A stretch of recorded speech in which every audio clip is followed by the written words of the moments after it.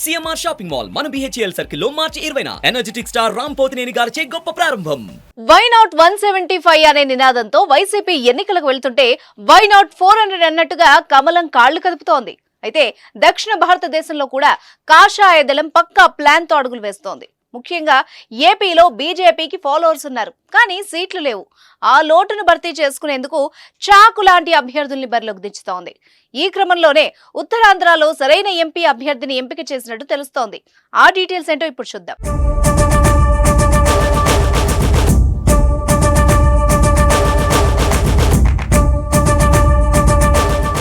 రాజకీయం అంటేనే ప్రజాసేవ.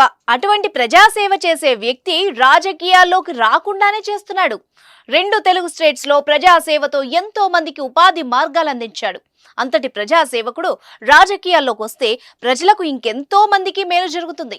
అందుకే అంతటి పదునైన అభ్యర్థిని ఎంపిక చేసింది కాషాయ దళం. పుట్టిన నేల కోసం ఏదైనా చేయాలన్న తపనతో 2019 నుంచి ఆంధ్రప్రదేశ్లోనే అత్యధిక ఉద్యోగాలు కల్పించిన వ్యక్తి అతను. ఉత్తరాంధ్ర సూర్యుడు అని పిలిచే గేదెల శ్రీనుబాబు తెలుగు రాష్ట్రాలతో పాటు దేశవ్యాప్తంగా వేలాది మందికి ఉద్యోగాలు కల్పించారు. తిత్లీ, కరోనా వంటి విపత్తుల సమయంలో కోట్లాది రూపాయలతో ప్రజలకు సాయం అందించారు. బీసీలకు, కాపులకు, తూర్పు కాపులకు పెద్ద దిక్కుగా ఉంటూ సామాజిక భవనాల కోసం కోట్లు వెచ్చించారు. విజయనగరం బీజేపీ ఎంపీ అభ్యర్థిగా గేదెల శ్రీనుబాబును ఖరారు చేస్తున్నారన్న వార్తలు రావడంతో ఆ ఎంపీ సీటు కూటమిదే అనే లెక్కకొచ్చారు విశ్లేషకులు.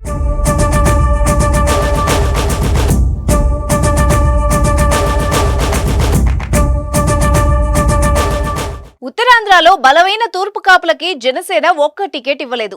టీడీపీ కూడా తూర్పు కాపుల స్థానాల్లో ఇతరుల్ని బరిలోకి దింపింది. చివరికి బీజేపీ నుంచి కూడా ఇతర సామాజిక వర్గం వాళ్లను దింపితే ఉత్తరాంధ్రలో అత్యధిక ఓట్లున్న బీసీలు, తూర్పు కాపులు పార్టీకి దూరం అవుతారని కూటమి పెద్దలకు సంకేతాలందాయి.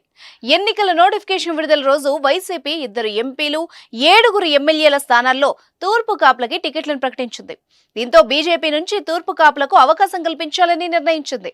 దీంతో అన్ని విధాలా యోగ్యుడైన శ్రీనుబాబుపై కమలం దృష్టి పడింది. అంతేకాదు కూటమి నుంచి బీజేపీ అభ్యర్థిగా శ్రీనుబాబును రంగంలోకి దింపేందుకు 3 పార్టీలు అంగీకరించాయట.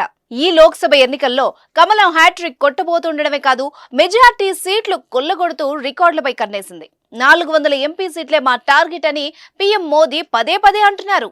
ఏపీలో భారతీయ జనతా పార్టీ పోటీ చేసే స్థానాలపైన ఫుల్ ఫోకస్ పెట్టారు.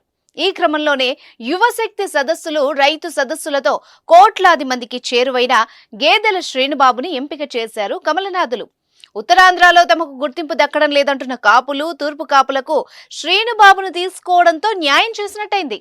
గేదెల శ్రీనుబాబు ఎంపికతో అధికార వైసీపీ సామాజిక సమీకరణలకు కూటమి చెక్ పెట్టినట్టయింది.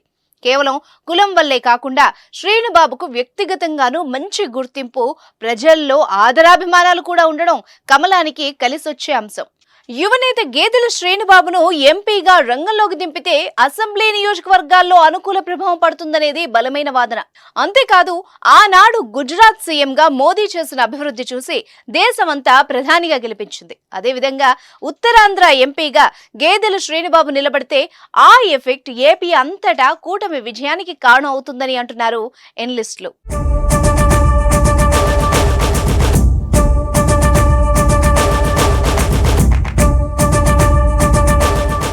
సుమన్ టీవీలో మీ పర్సనల్ అండ్ బిజినెస్ ప్రమోషన్స్ కోసం కింది నెంబర్కి కాంటాక్ట్ చేయండి.